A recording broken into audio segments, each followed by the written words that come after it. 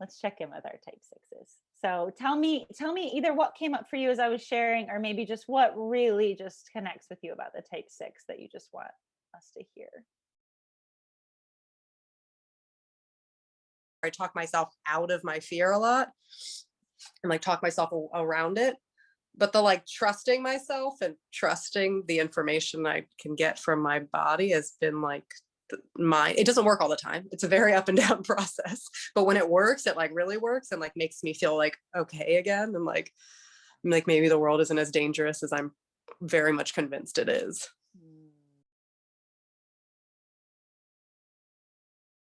Yeah.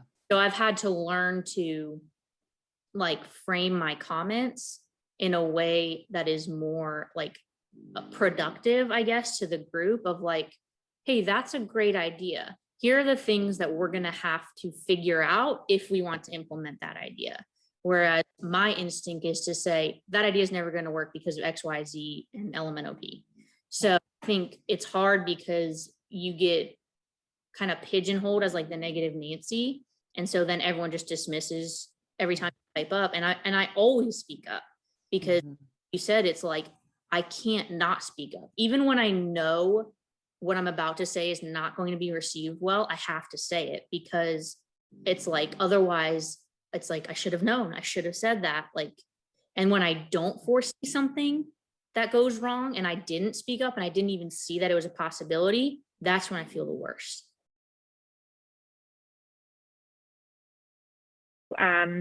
We had a big sit down whole office meeting right at the beginning of like the pandemic stuff. And literally like I sat back in silence and like listened to everything. And it was like, all right, any questions? And I literally pulled out my pad and I literally had all of my questions. And I said, well, I have some questions. And like mockingly, but kind of kindly, I'm going to give him a little credit. My boss was like, of course you do. And I was like, okay, here are my questions. And then literally I had all these questions and they were like, oh, well, we don't know. We're going to have to figure that out. Good question. We need to think about it. I'm like, what would you do without me? Like you would have just failed at like coming up with anything useful to like think about the big picture. One way to help a six is to ask for their input. Like they are already going to be thinking about those things. Every type six, the day the pandemic hit, was thinking about all the ways it was going to affect their job and everyone at their job and all the clients they might work with. So they're a resource. And I think that's the thing. If we can change our mindset and not see them as that nagging person asking questions at the meeting, but see them as a resource and include them ahead of time, they have much more trust then in that process. The humor thing is like really interesting to me because I think for a long period of my life, I used humor as a defense mechanism, you know, and I think in some ways it would endear me to people, but in other ways I used it as a weapon, you know, and I think it can be mean. And it's something that I've had to kind of work on, I think, as I've matured. But I also think like what you're talking about with like the whole COVID thing and like speaking up for other people, I think I used humor in that too, because, you know, sitting in those meetings with the other, you know, people who are, you know, making the decisions, I felt like I needed to speak up, not just for myself, but like for all the other people who I knew are somewhat like me or were nervous, you know, and so I would lead with humor. I'd be like, you know, because depending on who you work with, and if you work with a lot of very strong, confident personalities, they're all like, you know, this is stupid. We can come into the office, you know, whatever. People aren't going to be afraid. And I'm like, so as the resident, you know, nervous person of the group, let me just tell you how I feel because I haven't been to Publix in 4 months, you know? So it's like that kind of thing of just feeling like, okay, I need to give them some perspective, but I need to do it in a way where I'm not coming across as like attacking them. And so that's how I try to use the humor to like do that.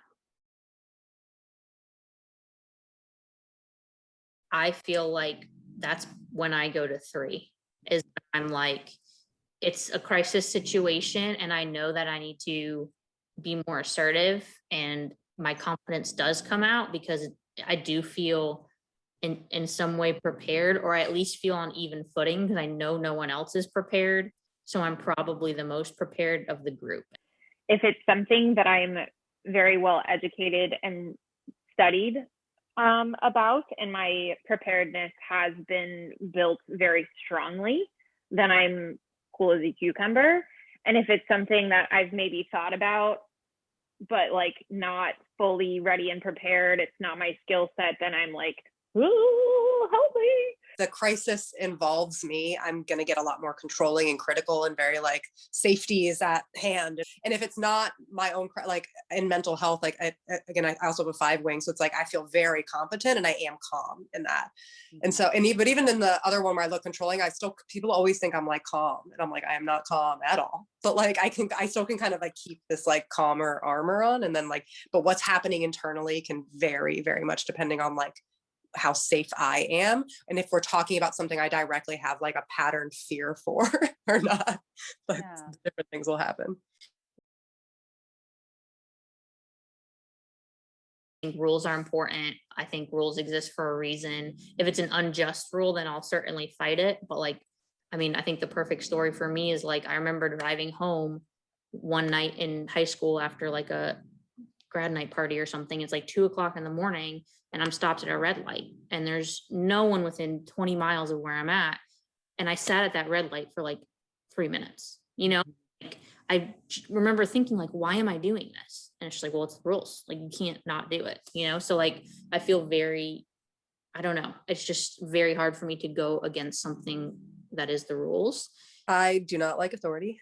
I also don't really don't like rules. And I don't know where some of this is like the counterphobic. Like this I'm is like, a lot of counterphobic. Yeah.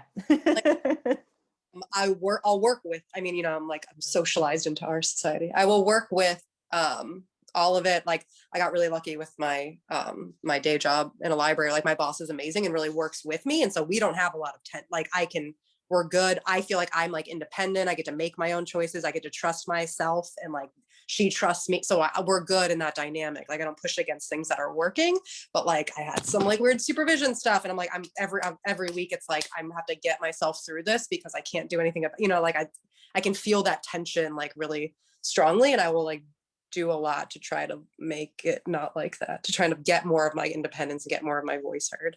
I have a love-hate relationship with authority.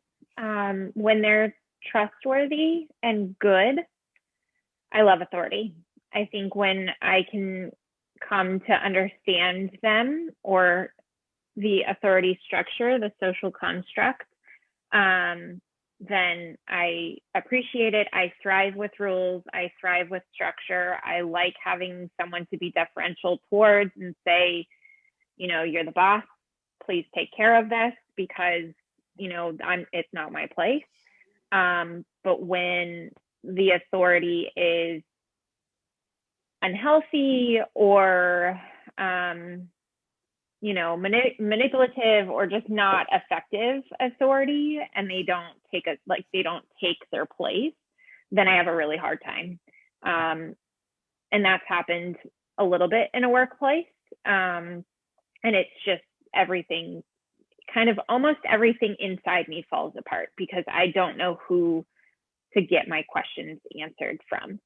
So I have a really hard time with bad authority. I think that's probably more substantial than good authority. I think it's really hard to focus on what a good leader looks like because they're so easy to just feel comfortable with. So you're not paying attention to it. But when you have bad authority, when you have uncomfortable leadership, then it's like everything falls apart.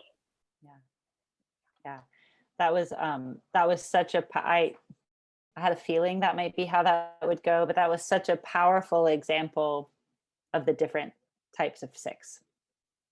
Right? Like you just saw, I mean, what a gift. Like just a beautiful example of the different way it's going to play out and the different energy that those type 6s are going to bring to a room.